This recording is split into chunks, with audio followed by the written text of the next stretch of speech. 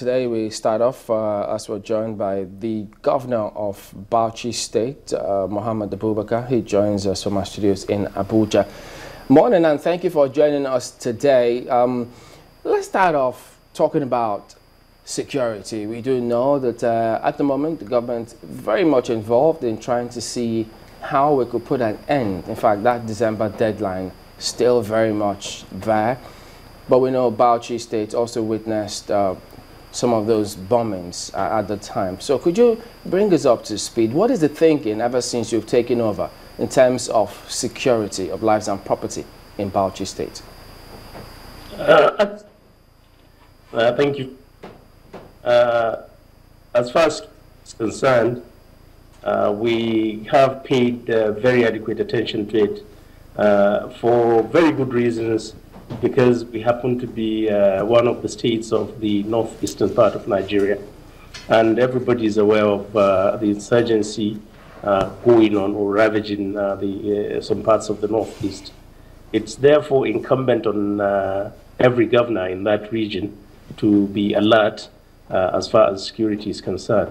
So we have been paying very, very serious attention. We've been carrying all the security agencies along, and we have been taking care of the welfare and the operational needs of all the security agencies. Well, I'm just wondering, because I mean, you spoke a lot about what you were going to do concerning unemployed youths, unemployment, and how you're going to, you spoke about some quick wins. What exactly is going on now about your program for employment in the state? We have started a rudimentary program in respect of employment of this youth. We've started a pilot project in the city of Bauchi. We've employed a private cleaning company that has employed 402 youth, comprising of young men and young women, to be trained and assisted in the cleaning of the town. If you recall, when we took over, the town was very, very dirty. There were heaps of refuse all over.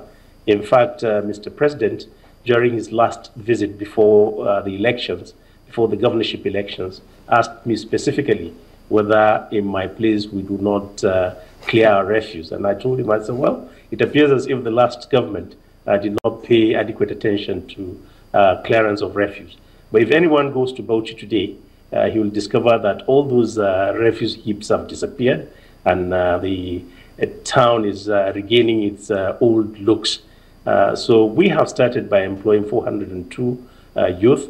I just took a trip to the Republic of the Czech Republic, and where I have discovered that we have some farming implements we can be able to use, because agriculture is one area where we must pay attention if we want to have meaningful employment for our teeming youth. And for us to be able to do this, we have to attract the youth to farming. If we use the traditional methods of farming, there's no way urban youth will take up farming as a profession. But if we attract them, if we add value, and I intend within the next few weeks to set up 3 farming communities, pilot communities, in each of the 3 senatorial districts. And we are going to supply this rudimentary farming equipment that anybody can use. They're simple, they are cheap, and I think they will attract our teeming youth into agriculture, and thereby providing an avenue for employing them. Well, someone would say that, you know, there definitely must have been some strengths from the past administration that you might want to build on. Have you been able to identify what you thought the past administration had done right, that you think can be improved upon? Yes, okay. There's no point condemning them wholesale. In the area of primary health care, I have discovered that a lot of infrastructure has been established by the last regime. I may not be too happy with the locations of some of this physical infrastructure.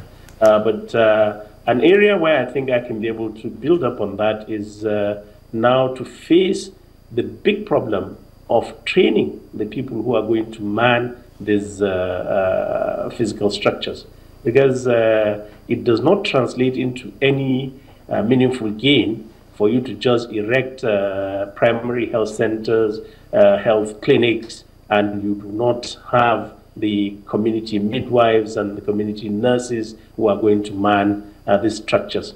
So I am going to build on that aspect, because I have every intention of attacking the statistics as far as maternal, infant, and under 5 mortality is concerned in Bauchi.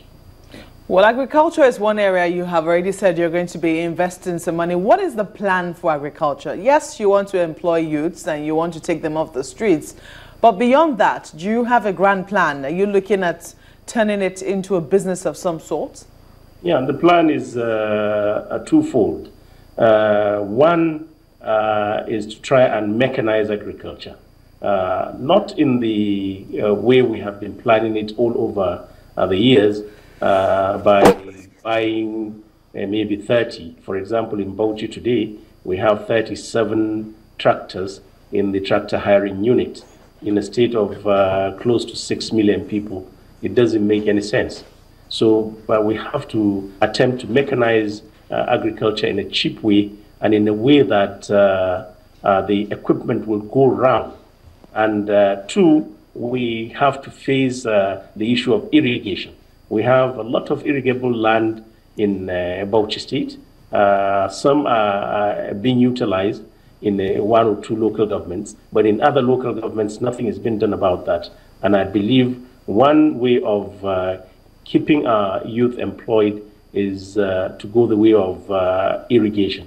And in the field of irrigation, we have the opportunity and the arable land to attempt PPP. And we have already started my trip to Czech Republic. The Czech Republic is a farming republic. I was able to talk to 1 or 2 people who may come over, take a look at some of the land we have and the water resources we have, with a view to establishing large-scale irrigation farms. Let me comment here quickly. Getting the youth engaged is very key here. And if you say you've been able to give some a handful of them jobs by cleaning the streets, we might want to go back in to that matter and see how this is done. For instance, cleaning of the streets, how is the schedule like? Because if you say that's their main task, if they come in the morning and perhaps in the evening, they are idle in between. So what do they do? How is the schedule like for these young boys and even young girls who have been taken to cleaning the streets of Bauchi?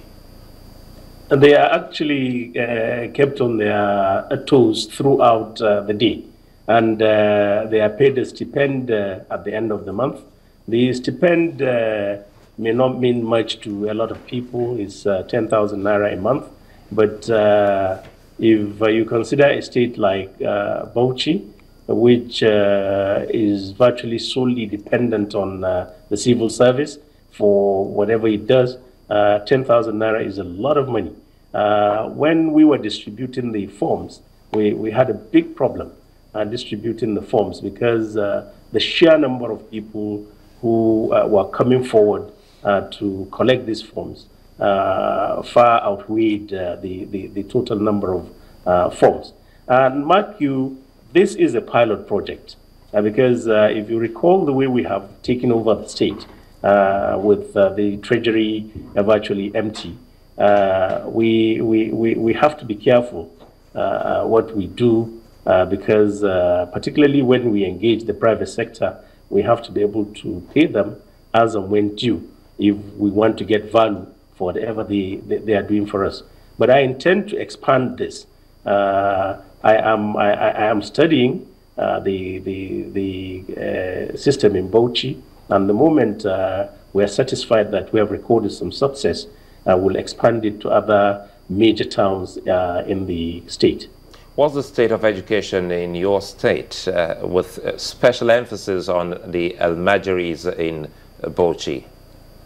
Well, I must confess that even though the last government claimed to have spent a lot of money in the educational sector, that has not translated into any serious gain.